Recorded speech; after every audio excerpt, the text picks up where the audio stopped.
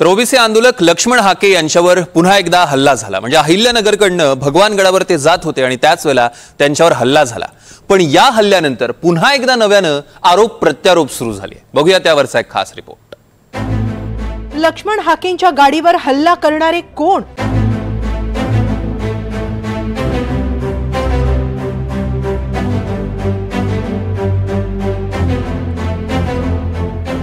तीन दिवसांपूर्वी लक्ष्मण हाके यांचे विश्वासू कार्यकर्ते पवन कंवर यांच्यावर प्राणघातक हल्ला झाला होता आणि त्यानंतर लक्ष्मण हाके यांच्यावर असाच हल्ला करण्यात आलाय। अहिल्यानगर दौंड मार्गावर लक्ष्मण हाके नाश्त्यासाठी थांबले होते। अज्ञात लोकांनी त्यांच्या गाडीवर लाठीकाठ्यांनी हल्ला केला। गाडीच्या दिशेनं दगड भिरकावले। सुदैवानं गाडीत कुणीही नसल्यानं कोणतीही दुखापत झाली नाही। यानंतर मोठ्या प्रमाणात तणावपूर्ण परिस्थिती निर्माण झाली। नगर तालुका पोलीस ठाण्यात पोलिसांनी गुन्हा दाखल करून 3 संशयितांना ताब्यात घेतलंय। सकाळी 11 ते 12च्या सुमारास ओबीसी नेते लक्ष्मण हाके हे दौंड मार्गे नगरकडे निघालेला असताना त्यांच्या ताफ्यावरती काही लोकांनी हल्ला केला होता। या अनुषंगाने आपण सदरच्या 6 ते 7 अनोळखी इसमांविरोधात खुनाचा प्रयत्नाचा केल्याचा गुन्हा दाखल केलेला होता आणि या अनुषंगाने आपण 3 व्यक्तींना ताब्यात घेतलेले असून लक्ष्मण हाकेंवर झालेल्या हल्ल्यानंतर यात आरक्षण लढ्याच्या अँगलनं देखील तपासाला सुरुवात झाली।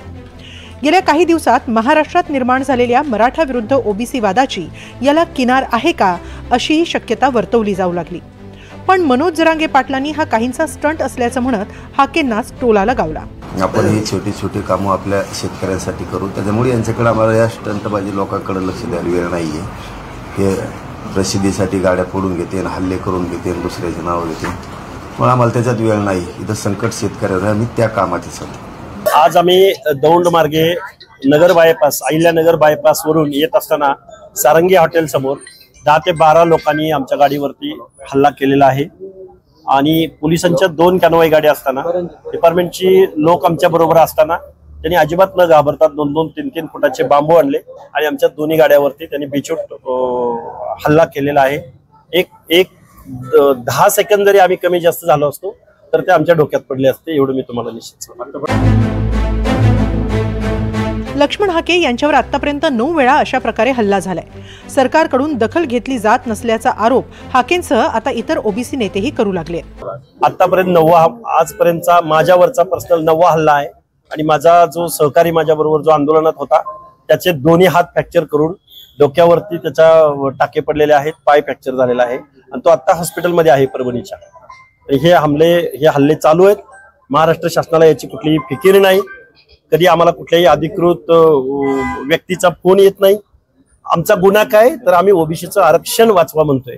आमचा गुन्हा काय तर गावगाड्यातल्या छोट्या छोट्या घटकांचं काय होणार पुढं हे आम्ही संविधानिक मागणी करतोय आणि त्याची शिक्षा आम्हाला काय मिळते तर आमच्यावर दर तासागणिक आम्ही घरातून बाहेर निघालो कुठं हल्ला होईल आणि कुठं काय होईल हे सांगता येत नाही। लक्ष्मण हाके यांना काय बाजूला केलं मला माहित नाही, पण मी काल त्यांच्याशी बोललो। खरं आहे की त्यांच्या कार्यकर्त्यावर हल्ले होत आहेत, प्रचंड मारहाण होत आहे। सरकारवरून ओबीसी मरत असताना कुठल्याही मदतीची सरकारची मानसिकता नाही। यानंतर लक्ष्मण हाकेंनी भगवानगडावर जोरदार शक्ती प्रदर्शन केलं। भर पावसात जमलेल्या ओबीसी आंदोलकांना मार्गदर्शन केलं। काही दिवसांपूर्वी हाके ओबीसी चळवळ सोडणार का अशा चर्चांना उधाण आलं होतं। ओबीसी चळवळीला प्रतिसाद मिळत नसल्याची खंत त्यांनी व्यक्त केली होती।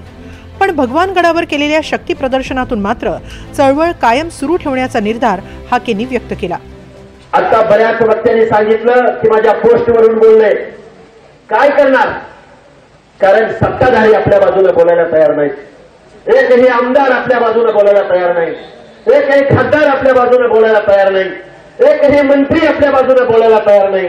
तुम्हाला लवकर बोलावं लागेल कारण आम्ही आमच्या जातीमध्ये विभागलो गेलोय। अरे एक स्वर्गीय वंदनीय गोपीनाथराव मुंडे नावाचा एक नेता या महाराष्ट्रामध्ये निर्माण झाला। हा माणूस आज रोजी जर जिवंत असता तर या महाराष्ट्रामध्ये ओबीसीवरती ही वेळ आली नसते। रविवारी बीडमध्ये ओबीसी एल्गार मेळावा होणार होता। पण मुसळधार पावसामुळे रविवारचा हा ओबीसी एल्गार मेळावा रद्द करण्यात आला. आणि आपण जरी फार मोठा मंडप वॉटरप्रूफ आपण उभा केलेला आहे तिथे, परंतु त्या मंडपामध्ये गुडघाभर पाणी आहे असं तिथले आमचे जे कार्यकर्ते आहेत, सुभाष राऊत आणि त्यांचे सर्व सहकारी यांनी मला कळवलं आहे. त्यामुळे मी असं ठरवलं आहे की सत्यस्थितीमध्ये हा महामेळावा आपण पुढे ढकलूया. थोडासा पावसाचा जोर कमी झाल्यानंतर पुन्हा एकदा नव्या जोमानं आपण हा महामेळावा पार पाडूया. जरांगे विरुद्ध हाके हा आरक्षण लढ्यातला वाद सर्वश्रुतच आहे, पण वैचारिक वादाचं रूपांतर हाणामारीत होतंय का, असा प्रश्न आता उपस्थित होतोय. Bureau report, NDTV Marathi.